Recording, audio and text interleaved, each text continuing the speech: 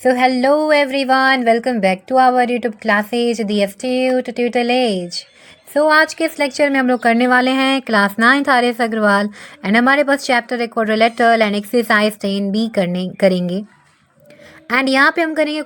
सो यहाँ हमारे पास question number 14 given है जिसमें हमसे कह रहा है इन्हें रोम्बस ABCD। हमारे पास एक rhombus ABCD the altitude from D, मतलब जो D के पास से जो एल्टीट्यूड आ रहा है साइड AB के ऊपर वो बाइसेक्ट कर रहा है साइड AB को and find the angle of the rhombus. तो हमसे कह रहा है कि उस रोम्बस के सारे एंगल आप फाइंड कीजिए। सो चलिए देखते हैं इसे कैसे सॉल्व करें। तो सबसे पहले हम लोग लिखेंगे कि गिवन में हमें क्या दे रखा है। सो यहाँ दे रखा है कि ABCD is a rhombus and साथ में हमें ये दे रखा है कि ये जो रोम्बस है उसी में D के पास इसे एक एल्टीट्यूड आ रहा है जो AB साइड के ऊपर लाइक कर रहा है लाइक दिस कि ये अगर मान लो AB साइड है, यहाँ D है, तो यहाँ से आके इसके ऊपर परपेंडिकुलर हो गया, राइट। एल्टीट्यूड है तो आपको ये दिखाना है कि ये ऐसा कर लो तो यहाँ पे आपके पास एक रोम्बस ABCD एंड यहाँ पे ये डायगोनल है इस रोम्बस का DB और यहाँ से एक एल्टीट्यूड आ रहा है DM जो लाइक कर रहा है AB के ऊपर। यहाँ पे 90 डिग्री का एंगल ये बना रहा है क्योंकि ये एल्टीट्यूड है, राइट। तो यहाँ से हमें ये पता चला कि जो DM है वो AB के ऊपर क्या है, परपेंडिकुलर है। तो ये बात भी आप गिवन में डालोगे, राइट। तो यहाँ लिखेंगे कि हमारे पास जो DM है ना, DM वो परपेंडिकुलर है किसके ऊपर, AB के ऊपर। DM is perpendicular on AB, right. And यहाँ से हमें ये भी बात पता चलता है कि ये क्या कर रहा है, बाइसेक्ट कर रहा है AB को, विच मीन्स कि जो AM है वो BM के इक्वल है। देखो ये बाइसेक्ट भी कर रहा है, बाइसेक्ट कर रहा है विच मीन्स कि जो AM होगा वो BM के क्या हो जाएगा, इक्वल हो जाएगा। ये बराबर बराबर हिस्से में काट रहा है। देखो मैंने आपको समझाया कि इंटरसेक्ट होता है और दूसरा बाइसेक्ट होता है। इंटरसेक्ट सिर्फ कट करता है, लेकिन जो बाइसेक्ट अगर आपको लिखा मिल रहा है विच मीन्स कि वो 2 इक्वल पार्ट में उसे कट कर रहा है, which means AM equal to MB यहाँ पे इक्वल होगा, राइट। अब हम और आगे लिखते हैं कि हमारे पास एक और इन्फॉर्मेशन मिल गया कि जो AM है ना वो क्या है, MB के इक्वल है, या BM आप ऐसे लिख सकते हो। तो हमें फाइंड क्या करना है, तो हमें फाइंड करना है हमें फाइंड करना है कि हमारे पास जो एंगल्स है इस रोम्बस के वो कितने हैं, right. All angles of the rhombus which means कि आपको angle a, angle b, angle c and angle d आपको बताना है कितने कितने डिग्री के ये होंगे, राइट। तो अभी देखो यहाँ पे जो हमारे पास जो ये फिगर बन रहा है, आई होप आप समझ पा रहे होगे इसको ढंग से। सो देखो यहाँ इस फिगर में हम लोग वर्क करने वाले हैं यहाँ पे दो ट्रायंगल में, AMD एंड BMD में। तो यहाँ से हम लोग क्या करेंगे, आप लिखोगे in triangle AMD and triangle BMD। So now अब हम लिखेंगे कि हमें काम कहाँ करना है, हमें काम करना है इन ट्रायंगल AMD जैसा अभी मैंने आपको दिखाया एंड ट्रायंगल BMD। इन दोनों ट्रायंगल में हम जाएंगे एंड यहाँ पे बोलेंगे क्या कि हमें सारे के सारे यहाँ पे कंडीशन जो दिखाई पड़ रहा है वो दिख रहा है कि जो AM है वो क्या है, हमारे BM के या MB बुला लो इसके इक्वल है। कैसे भाई, तो ये गिवन है ना, गिवन था हमें, इसी मतलब इन दोनों ट्रायंगल को कॉन्ग्रुएंट करना है सो डैट कि हमें कोई इन्फॉर्मेशन मिल जाए ताकि हम एंगल के पास पहुंच सके। समझ रहे होगे आप बात को। सो यहाँ पे हमें ये मिल गया। अभी ध्यान से देखो इस फिगर में हमें ये दो चीज़ मिल गए हैं। अब हमें यहाँ पे दोनों 90 डिग्री एंगल दिख रहा है और ये पार्ट हमें कॉमन दिख रहा है DM। तो हम लोग यही लिखने वाले हैं अभी। तो अब हम लिखेंगे कि DM, जो हमारे पास DM था, कि DM इक्वल टू DM, ये क्या है, कॉमन है, कॉमन पार्ट है ना, दोनों में ही है। एंड यहाँ से आप लिखोगे कि अब आप एंगल का बात करो तो angle AMD equal to angle BMD is equal to 90 degree. मतलब दोनों क्या है, 90 डिग्री के इक्वल है। तो आप ऐसा भी रीजन डाल सकते हो, ऐसे लिख दो 90 डिग्री, या फिर ऐसा आप लिख दो each equal to 90 degree. Region में each equal to 90 degree, right. दोनों ही 90 डिग्री के हैं। तो ये कहाँ से मिला था कि ये 90 डिग्री के, तो ये भी गिवन का ही पार्ट है। तो आप ऐसा भी लिख सकते हो कि this one is in given, आगे भी आप प्रोसीड कर सकते हो, पर इतना रीजन काफ़ी है। तो अब यहाँ पे हम लोग लिखेंगे, इसीलिए हमारे पास जो दोनों ट्रायंगल हैं, कौन कौन से ट्रायंगल, ट्रायंगल AM मैं ऐसा कर लूँ कि जो हमारे पास जो दोनों ट्रायंगल हैं, कौन कौन से, triangle a m d congruent हो गए, कौन सा ट्रायंगल बी एम डी के, कैसे भाई, कौन सी प्रॉपर्टी से ये कॉन्ग्रुएंट हो गया। तो आप दिख रहा होगा आपको कि हमारे पास यहाँ पे अप्लाई किया हुआ है साइड एंगल साइड, ये एक साइड हमने कॉमन वाला पार्ट लिया था, एक बीच में एंगल मिला था और ये एक साइड मिला था। So by side angle side ये हमारा कॉन्ग्रुएंट हो गया। So by side angle side congruency या क्राइटेरिया आप लिख भी सकते हो। तो अब यहाँ पे देखो हमारे दोनों ट्रायंगल कॉन्ग्रुएंट हो चुके हैं। तो अब ये हमें देंगे सीपीसीटी से कुछ साइड जो हम इक्वल करना चाह रहे हैं, तो हम सीपीसीटी से इसे निकाल लेंगे। तो हमारे पास जो निकल के आएगा, तो अभी ध्यान से देखो कि अब हम करेंगे कि जो AD है वो BD के क्या निकल जाए, इक्वल आ जाए। सो आप लिखोगे यहाँ पे AD is equal to BD।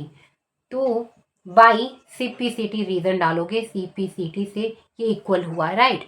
अब ध्यान से देखो AD BD के इक्वल है, पर अभी आप पीछे जैसा देख के आए हो कि ये कैसा टाइप का है, ये जो हमारा फिगर है वो क्या है, रोम्बस है। देखो ध्यान से, ये पूरा फिगर हमारा रोम्बस है। तो रोम्बस की प्रॉपर्टी क्या होती है, इसकी प्रॉपर्टी होती है कि ऑल साइड आर इक्वल।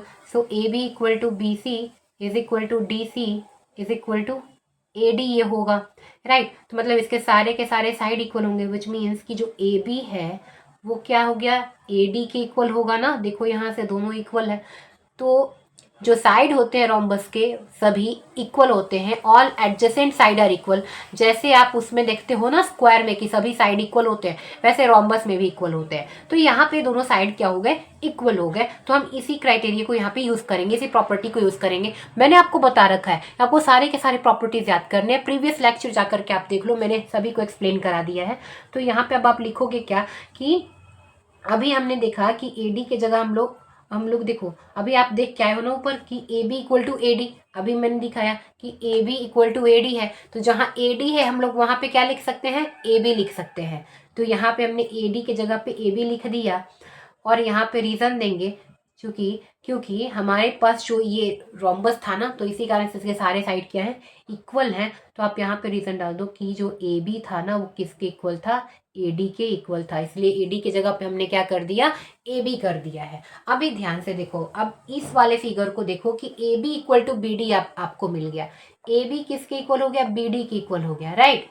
और पहले से आपको पता था कि ये AD और BD आपने सीपीसीटी से इक्वल लिया था। सो अभी आपने निकाला कि AD equal to BD CPCT से इक्वल है। और अब आप बोल रहे हो क्या कि AB equal to BD equal है। तो अब इन दोनों से आप एक रिजल्ट निकाल सकते हो क्या, कि जो देखो आपको ऐसे करना है कि BD किसके किसके इक्वल है। तो BD इक्वल है AB के, और यही BD इक्वल हो गया किसके, AD की। तो ये दोनों मिलके आपको एक नया रिजल्ट देते हैं। अब आप फिगर देखो, तो फिगर में अब आपको दिखेगा कि AB equal to BD equal to AD। तो ये तीनों साइड जो दिख रहे थे इस ट्रायंगल के क्या हो गए, इक्वल हो गए। तो अब आप बोल सकते हो इसीलिए कि ये ABD जो है आपका ये कैसा ट्रायंगल हो गया, इक्विलैटरल ट्रायंगल हो गया। तो अब आप यहाँ पे लिख सकते हो इसीलिए hence ABD is an equilateral triangle, equilateral triangle, right. ये कैसे ट्रायंगल है, इक्विलैटरल ट्रायंगल है। तो ABD आपके क्या हो गए, triangle ABD is an equilateral triangle. क्यों, क्योंकि इसके सारे के सारे साइड क्या हो गए, इक्वल हो गए। तो अब आप बोल सकते हो इसके ऑपोजिट एंगल्स कितने होंगे, कैसे होंगे, तो वो इक्वल होते हैं ना, सारे साइड इक्वल हैं, सारे एंगल इसके क्या होते हैं, इक्वल होते हैं। और कितने डिग्री के होते हैं इक्विलैटरल ट्रायंगल वाले एंगल, 60 डिग्री के होते हैं। तो अब आप लिखोगे कि angle DAB equal to angle ABD equal to angle ADB is equal to 60 degree. सभी एंगल इसके क्या बन गए, 60 डिग्री के बन गए। मैं फिर से आपको फिगर दिखाऊँ, ये एंगल और ये पूरा एंगल जो था ये कितना डिग्री का बन गया, 60 डिग्री का बन गया। तो अब आप बोलोगे क्या कि अब हमारे पास जो एंगल A था ये 60 डिग्री का है, तो एंगल C कितने डिग्री का हो जाएगा, 60 डिग्री का। तो भाई कैसे ये हो गया, तो अब आपको यहाँ पे लगाना है कि जो हमारे पास प्रॉपर्टी है ना क्वाड्रिलेटरल का, कि ऑपोजिट एंगल क्या होते हैं, इसके इक्वल होते हैं, हम इसी को लगाएंगे, ठीक है। तो अभी आप यहाँ पे लिखोगे नाउ कि angle a is equal to angle c. अच्छा, डी ए बी को ही हम एंगल ए बुला रहे हैं, है ना, इसी का नाम है एंगल ए।